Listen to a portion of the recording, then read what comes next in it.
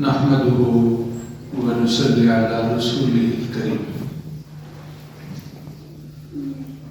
قرآن مجید کی بعض چھوٹی چھوٹی آیات ہیں، ان کی بڑی فضیلت ہے۔ ہر مسلمان کو وہ آیتیں یاد ہونی چاہیے۔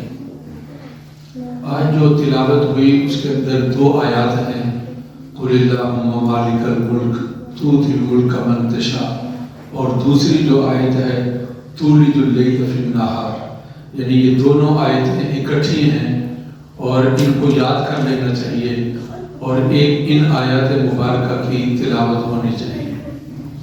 اور ایک اس سے سورۃ آل عمران، اس کا جو دوسرا رکوع ہے اس کے آخر میں ہے شہید اللہ انہ لا الہ الا هو والملائکۃ واولو العلم قائما بالقسط لا الہ الا هو العزیز الحکیم۔ یہ آیت مبارکہ بھی بڑی فضیلت والی ہے، اور ایک ان میں سے آیت الکرسی ہے، اللہ لا الہ الا هو الحی القیوم۔ آیت الکرسی بھی بڑی فضیلت والی آیت مبارکہ ہے۔ رسول اللہ صلی اللہ علیہ وسلم نے پوچھا کہ قرآن کی آیات میں سے سب سے بڑی کون سی آیت ہے؟ تو حضرت ابی بن کعب نے کہا کہ اللہ کے نبی، آیت الکرسی یہ قرآن کی سب سے بڑی آیت ہے، یعنی فضیلت اور درجے کے لحاظ سے۔ آپ نے ان کے سینے پر ہاتھ مارا اور کہا کہ اے ابی، تیرا علم تمہارے لیے مبارک ہو۔ یہ بہت بڑے قاری ہیں حضرت ابی بن کعب۔ آیت الکرسی کی تلاوت کا معمول ہونا چاہیے، سوتے وقت اس کی تلاوت کریں، جب بیدار ہوں اٹھیں تو آیت الکرسی کی تلاوت کریں، اور جب گھر سے کام کاج کے لیے نکلیں تو آیت الکرسی کی تلاوت کریں، نماز پنجگانہ کے بعد آیت الکرسی کی تلاوت کریں۔ آیت الکرسی کی تلاوت کر کے اپنے بچوں کو جب اسکول بھیجتے ہیں، میاں کو کام کے لیے بھیجتے ہیں، تو صبح کو جب نکلتے ہیں تو آیت الکرسی کی تلاوت کے ساتھ ان پر پھونک مارنی چاہیے اور ان پر دم کر دینا چاہیے۔ جو ہر نماز کے بعد آیت الکرسی کی تلاوت کی عادت بنا لیتا ہے، فرمایا رسول اللہ صلی اللہ علیہ وسلم نے، اس کے اور جنت کے درمیان صرف موت آئے گا، یعنی ادھر فوت ہوگا ادھر جنت میں جائے گا۔ جو نماز کے بعد آیت الکرسی جو ہے اس کو اپنا معمول بنا لیتا ہے، تو آیت الکرسی کی تلاوت یہ تب پابندی سے ہو سکے گی کہ اس کو یاد کر لیا جائے۔ یہ ان آیات مبارکہ میں سے ہے جن کو یاد رکھنا چاہیے۔ گھروں میں نہ شکایت آتی رہتی ہے کہ گھر میں کوئی چیز رکھی ہے وہ اٹھا لی گئی ہے۔ میرے ایک دوست ہیں، وہ وکیل ہیں، ان کی اہلیہ ٹیچر ہے، 2 بچے ہیں، ایک بیٹی وہ بھی ڈاکٹر ہے، بیٹا وہ بھی ڈاکٹر ہے۔ مجھے کہنے لگے کہ گھر میں بڑی شکایت آتی ہے، بیوی کہتی ہے میں نے لاکھ میں پیسے رکھے ہوتے ہیں، پیسے کم ہو جاتے ہیں۔ کام کرنے والی آتی ہے لیکن ہم اپنی نگرانی میں کمرے کی صفائی کراتے ہیں، یہ بڑی شکایت ہے۔ میں نے ان سے کہا آئندہ آپ جب پیسے رکھیں تو آیت الکرسی کی تلاوت کر لیا کریں۔ یہ جنات اور شیاطین گھروں کے اندر نفرت پیدا کرنے کے لیے اور بدگمانیاں پیدا کرنے کے لیے یہ چیزوں کو ادھر سے ادھر اٹھا کر رکھ لیتے ہیں، اور بعد کی چیزوں کو اٹھا کر تنگ کرتے ہیں اور اٹھا کر لے جاتے ہیں۔ گھر والے آپس میں رنجشیں اور آپس میں ایک دوسروں کے اوپر الزام کرتے ہیں۔ اب تک انہوں نے پھر بتایا نہیں ہے، شاید اللہ تعالیٰ نے اس تکلیف سے ان کو بچا لیا ہے۔ کتب حدیث کے اندر ایک واقعہ آتا ہے، حضرت ابو ہریرہ رضی اللہ تعالیٰ عنہ، رسول اللہ صلی اللہ علیہ وسلم نے صدقے کا مال تھا، کھجوریں تھی، ڈھیر لگا ہوا، ان کی حفاظت کے لیے ان کی ڈیوٹی لگا دی۔